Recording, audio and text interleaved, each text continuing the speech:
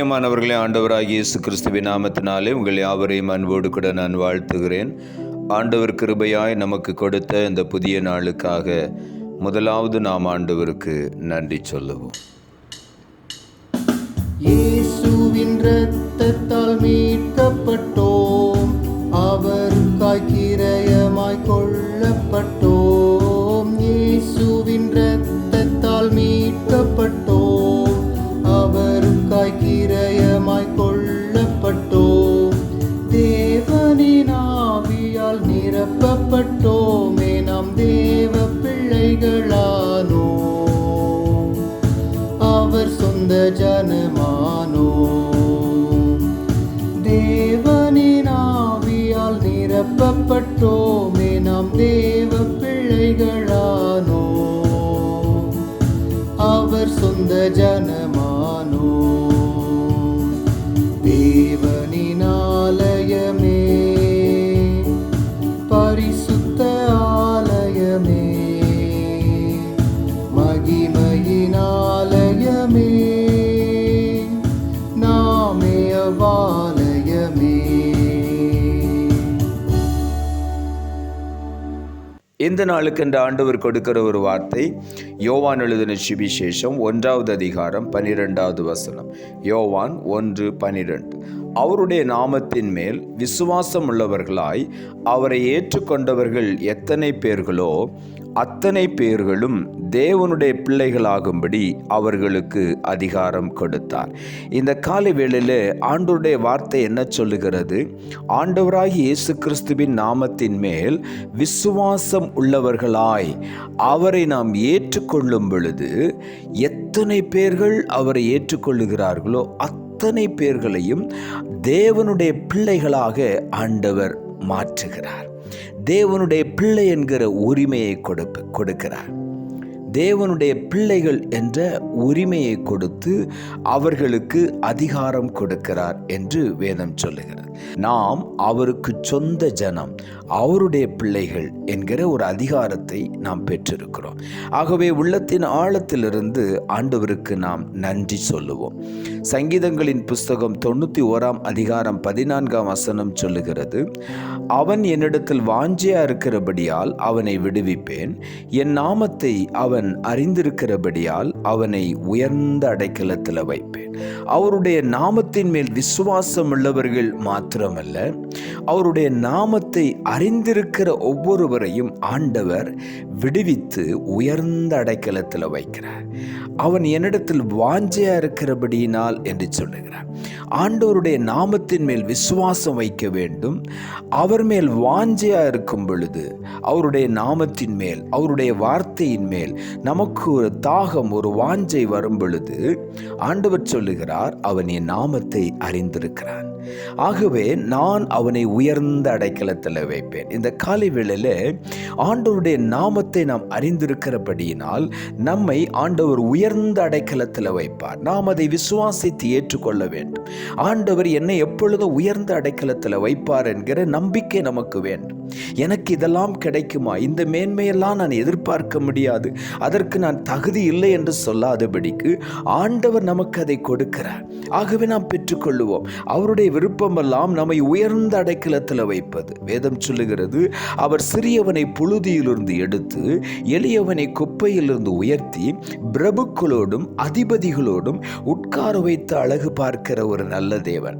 அவருடைய விருப்பத்துக்கு நம்மை ஒப்பு கொடுக்கும் பொழுது நாம் அறியாத எட்டாத உயரத்திலே ஆண்டவர் நம்மை உயர்த்துவார். உயர்ந்த அடைக்கலத்தில் வைப்பேன் என்று சொல்லுகிறார். என் நாமத்தை அவன் அறிந்திருந்தால் போதும், அவனை நான் உயர்ந்த அடைக்கலத்தில் வைப்பேன். இந்த காலை வேளையில் நாம் ஒவ்வொருவரும் நம்மை குறித்து தாழ்வாய் நினைக்காதபடி நம்மை ஆண்டவர் மேன்மைப்படுத்த விரும்புகிறார், நம்மை உயர்த்த விரும்புகிறார். ஆகவே அவருடைய சித்தத்திற்கு நாம் விட்டு கொடுப்போம். ரோமர் புஸ்தகம் 8ஆம் அதிகாரம் 16ஆம் வசனம் சொல்லுகிறது, நாம் தேவனுடைய பிள்ளைகளாய் இருக்கிறோம் என்று ஆவியானவர் தாமே நம்முடைய ஆவியுடனே சாட்சி கொடுக்கிறார். நாம் தேவனுடைய பிள்ளைகள் என்பதை பரிசுத்த ஆவியானவர் நம்முடைய ஆவியோடு கூட அவர் சாட்சி கொடுக்கிறார். இவன் தேவனுடைய பிள்ளை என்று சொல்லி நம்மை குறித்து ஆண்டவர் சாட்சி கொடுக்கிறார். நாம் தேவனுடைய பிள்ளைகள். ஆகவே நாம் அந்த ஒரு அதிகாரத்தை நாம் விட்டு கொடுக்க கூடாது. நாம் தேவனுடைய பிள்ளைகள், நம்மை உயர்ந்த அடைக்கலத்தில் வைக்கிறது தான் அவருடைய சித்தம்.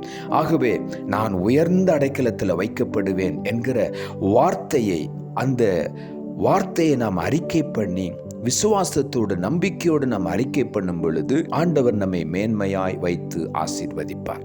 கலாத்தியர் புஸ்தகம் 3ஆம் அதிகாரம் 29ஆம் வசனம் சொல்லுகிறது, நீங்கள் கிறிஸ்துவின் உடையவர்களானால் ஆபிரகாமின் சந்ததியாராயும் வாக்கு தத்தத்தின்படி சுதந்திரராயும் இருக்கிறீர்கள் என்று இங்கு எழுதப்பட்டிருக்கிறது. ஆண்டவர் நம்மை சுதந்திரவாளியாய் மாற்றி இருக்கிறார். கிறிஸ்துவனுடையவர்களாய், ஆபிரகாமின் சந்ததியாராய், வாக்குத்தத்தத்தின்படி சுதந்திரவாளியாய் நாம் இருக்கிறோம் என்று வேதம் சொல்லுகிறது. அவருடைய நாமத்தை அறிந்திருக்கும் பொழுது, அவருடைய நாமத்தின் மேல் விசுவாசம் வைக்கும் பொழுது நாம் சுதந்திரவாளிகள். ஆண்டவர் சொல்லுகிறார், தேவனுடைய சுதந்திரவாளிகள், வாக்குத்தத்தத்தின்படி சுதந்திரவாளிகள். எல்லாவற்றையும் சுதந்திரித்துக் கொள்ள உங்களுக்கு உரிமை இருக்கிறது. அவர் நமக்கு அதை அருளி இருக்கிறார். ஆகவே உள்ளத்தின் ஆழத்தில் இருந்த ஆண்டவரை துதித்து நாம் உயர்த்தி மகிமைப்படுத்துவோம். நம்மை அவர் மேன்மையாய் வைக்க விரும்புகிறார். லூக்கா எழுதின சுவிசேஷம் 9ஆம் அதிகாரம் 1 வசனம் சொல்லுகிறது, அவர் தம்முடைய 12 சீஷர்களை வரவழைத்து சகல பிசாசுகளை துரத்தவும் வியாதி உள்ளவர்களை குணமாக்கவும் அவர்களுக்கு வல்லமையும் அதிகாரமும் கொடுத்தார் என்று எழுதப்பட்டிருக்கிறது. ஆண்டவருடைய நாமத்தின் மேல் விசுவாசம் வைக்கும் பொழுது அவர் வல்லமையும் அதிகாரமும் கொடுக்கிறார். எதன் மேலே வல்லமை கொடுக்கிறார்? அவர் வியாதியின் மேலே வல்லமையை கொடுக்கிறார். பிசாசுக்கு மேலே வல்லமையை கொடுக்கிறார். வியாதி உள்ளவர்களை குணமாக்கும்படி, பிசாசுகளை துரத்தும்படி அதிகாரத்தையும் வல்லமையை ஆண்டவர் கொடுக்கிறார். அவர் அதிகாரத்தை நமக்கு கொடுத்திருக்கிறார். தேவனுடைய பிள்ளைகள் என்கிற அதிகாரம் மாத்திரமல்ல, பிசாசுகளை துரத்த, வியாதிகளை குணமாக்க ஆண்டவர் அதிகாரம் கொடுத்திருக்கிறார். ஆகவே எதுவும் நம்மை சேதப்படுத்த முடியாது. அந்த அதிகாரத்தை நாம் பயன்படுத்த வேண்டும். நாம் பயந்து ஒதுங்கி இருக்கக்கூடாது. இயேசு கிறிஸ்துவின் நாமத்தினாலே பிசாசுகளை துரத்த வேண்டும். இயேசு கிறிஸ்துவின் நாமத்தினாலே வியாதிகளை குணமாக்க வேண்டும். அதுதான் ஆண்டவர் நமக்கு கொடுத்திருக்கிறதான ஒரு கட்டளை, ஒரு ஆசீர்வாதம், ஒரு அதிகாரம். ஆகவே இதை நான் பயன்படுத்தி இந்த பொல்லாத பிசாசினுடைய எல்லா காரியங்களையும் மேற்கொண்டு ஆண்டவரை நாம் மகிமைப்படுத்துவோம். நாம் ஜெபிப்போம். அன்புள்ள ஆண்டவரை, கிருபையானி கொடுத்த இந்த புதிய நாளுக்காய் மறுபடியும் எமக்கு நன்றி செலுத்துகிறோம். ஆண்டவர் கொடுத்த ஜீவனுள்ள வார்த்தைக்காக நன்றி. அவருடைய நாமத்தின் மேல் விசுவாசம் உள்ளவர்களாய் அவரை ஏற்றுக்கொண்டவர்கள் எத்தனை பேர்களோ அத்தனை பேர்களும் தேவனுடைய பிள்ளைகளாகும்படி அவர்களுக்கு அதிகாரம் கொடுத்தார் என்ற வார்த்தையை கொடுத்தேன். வசனத்தை கேட்டுக்கொண்டிருக்கிற ஒவ்வொருவரும் இயேசு கிறிஸ்துவின் நாமத்தின் மேல் விசுவாசம் வைத்து அவரை சொந்த இரட்சகராக ஏற்றுக்கொண்டு அவருடைய சித்தத்தை நிறைவேற்ற ஒவ்வொருவருக்கும் உதவி செய்யும். அப்பா பிதாவே என்று சொல்லி கூப்பிடுகிற புத்திர சுவிகாரத்தை, அந்த உரிமையை நீர் எங்களுக்கு கொடுத்திருக்கிறேன். அதை பயன்படுத்தி கொள்ள நீர் உதவி செய்யும். ஒவ்வொருவரும் அந்த ஆசீர்வாதங்களை சுதந்திரித்துக் கொள்ள உதவி செய்யும். தாழ்த்துகிறோம். இரட்சகர் இயேசுவின் நாமத்தில் ஜெபிக்கிறோம் நல்ல பிதாவே, ஆமேன்.